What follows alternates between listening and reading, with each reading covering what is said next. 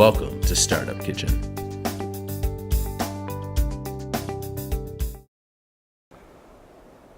This is Sam at Startup Kitchen, and I'm here with the second place winners of Startup Week in St. John, Echoes of Ink.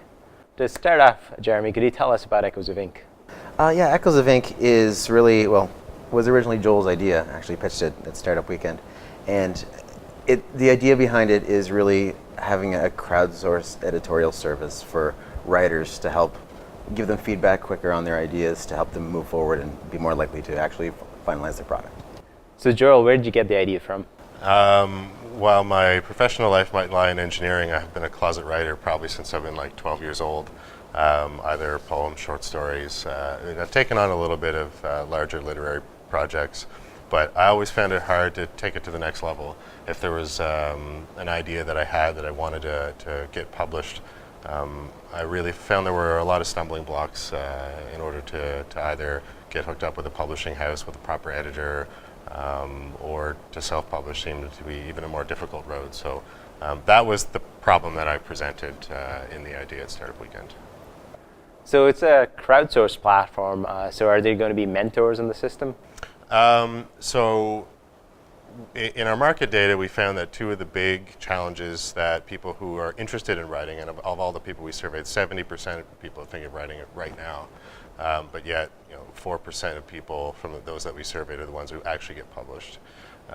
So the key barriers were either motivation, which is a tough nut to crack, or access to editorial services. So we tried to have a two-pronged approach to resolve both of these by having a digital marketplace where people could post either work in progress or manuscripts, and then they could get feedback fairly immediately with a low cost, low risk. Editorial services typically command a really premium price.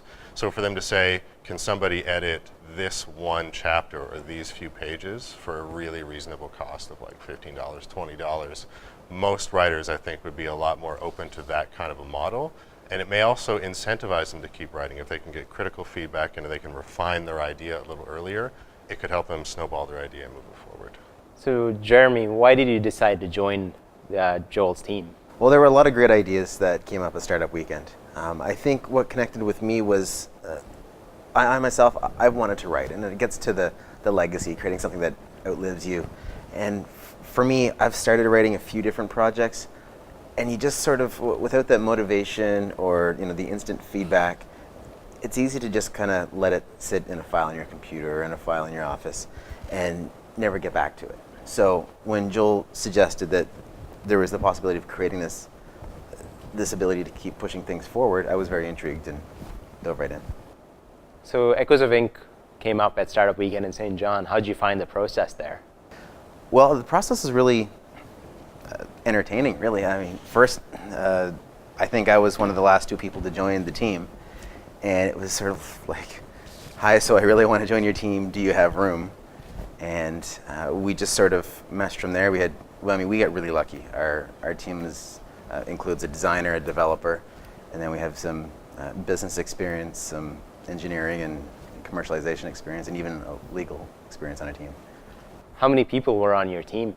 We had a total of 6 people on the team, and I crossed paths with Jeremy's a couple of times.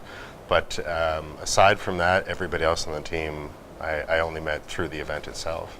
So it really was quite a tremendous experience to walk into a really absorbing project like this with a bunch of people that I didn't know, and find out that we really worked well together. We really meshed well together. And now we're all regularly keeping in touch. So are all the people on your team co-located? Yeah, we're all spread out. So 2 of us are in Fredericton, 2 of us are in St. John, and 2 of us are in Moncton. How's that going? Facebook is helping a lot.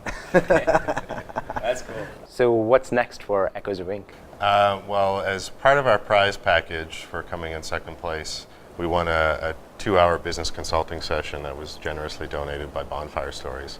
So getting the team together again to revisit a lot of the ideas that perhaps we've had since then and bounce them off of a professional business mentor like Bonfire, to really help us figure out what the logical next steps are.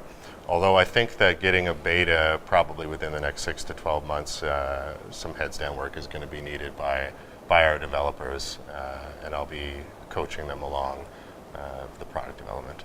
So at Startup Weekend, there are a lot of mentors. How were they? Yeah, Alan Gates came along with many different mentors, and I think that's the point where you really get some initial validation on your idea. We had some initial thoughts, and we're struggling with really the commercialization part of it. How do you make money with this idea?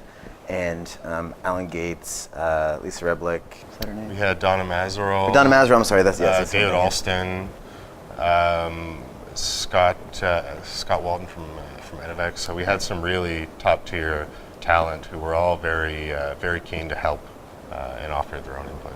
So the final event at Startup Weekend are the pitches. How did that go?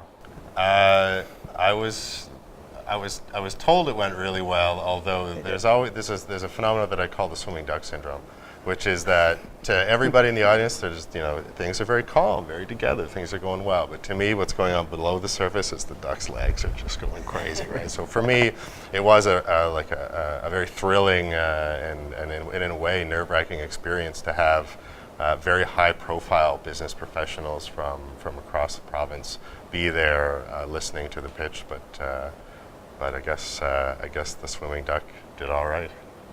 Congrats on the second place finish, and I hope to hear more from Echoes of Ink. Thanks very much. Thanks.